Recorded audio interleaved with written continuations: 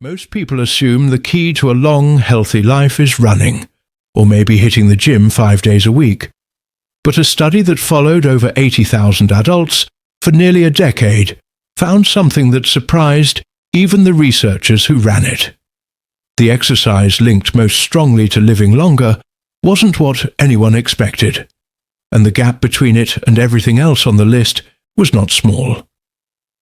Welcome to Optivara Life, where we take the science of feeling better and actually living longer and make it real for you. No gimmicks, no selling you on a supplement, just the research and what it actually means for your daily life. Stick around, because what we're covering today genuinely changed how some health professionals think about longevity. For most of American history, the cultural message around exercise has been pretty consistent. Go hard or go home, run a 5K, do CrossFit, get your heart rate into the red zone. And look, none of that is bad advice exactly. But it painted a picture where intensity equals results, and anything gentler was basically just a warm-up for real exercise. That framing left a lot of people behind, including the 60-year-old in Des Moines who can't run anymore because of her knees, or the 45-year-old in Atlanta who works 2 jobs and can barely find 45 minutes on a Tuesday. Here's what the data actually shows. A large-scale study published in the British Journal of Sports Medicine tracked 80,306 adults over about 9 years, looking at what types of physical activity they did and then monitoring their health outcomes. Researchers categorized the participants by the kind of exercise they reported doing: cycling, running, swimming, aerobics, racket sports, and so on. When the results came in, one category stood out so clearly it genuinely surprised the team. Racket sports, specifically tennis and badminton and squash, were associated with a 47% lower risk of death from any cause compared to people who were sedentary. That's not a typo, 47%. Now, before you run out and buy a racket, it's worth understanding why researchers think this might be the case, because the what matters a lot less than the why if you want to actually apply this to your own life. Racket sports aren't magic. They're not doing something biochemically unique to your cells. What they do is combine several things that tend to come apart in other forms of exercise. They get your heart rate up in short, intense bursts, followed by brief recovery, which is a pattern the cardiovascular system seems to respond to really well. They require coordination, fast decision-making, and spatial awareness, all of which keep the brain engaged in ways that a steady jog on a treadmill does not. And perhaps most importantly, they're almost always social. You need at least one other person. That social component isn't incidental to the benefit. It may actually be a significant part of it. The loneliness epidemic in the United States is not a small problem. The Surgeon General declared it a public health crisis in 2023.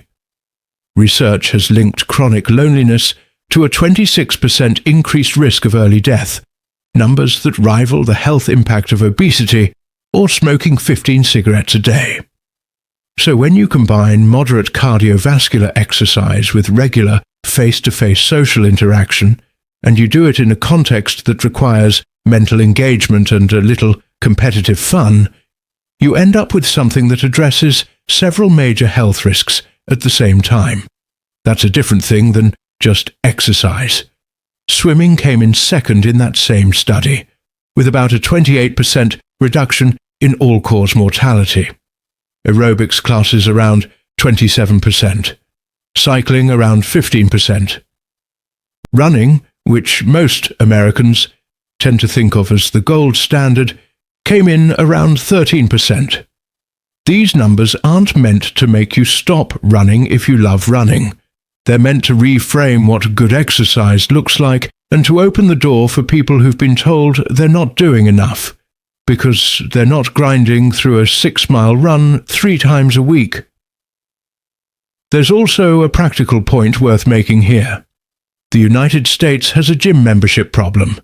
Roughly 67% of gym memberships in this country go unused, and a big part of the reason is that people sign up with a burst of motivation, start something they don't actually enjoy, and quit within 2 months.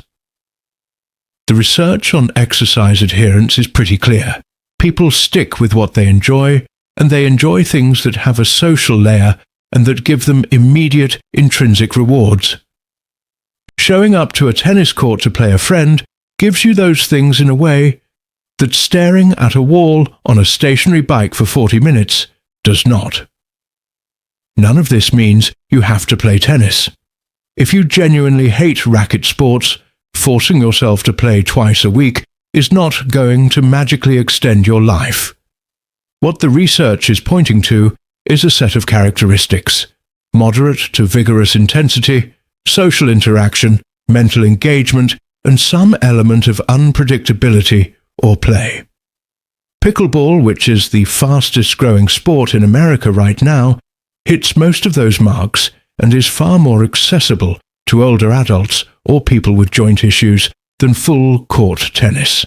Volleyball does it, doubles ping pong does it, even regular walking groups, while not technically a racket sport, capture several of the same elements, particularly the social piece. What the science is really saying is that the formula for living longer isn't as brutal as fitness culture has made it seem. You don't need to punish yourself. You need to move, connect with other people, and do something that keeps your brain in the game.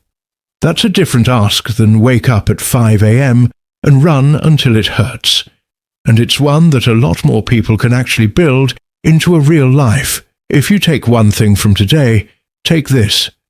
The best exercise for longevity is the one you'll actually do, consistently, with other people around. A competitive game you love twice a week, for years, is worth more than an intense solo workout program you abandon by February. The research backs that up pretty clearly now.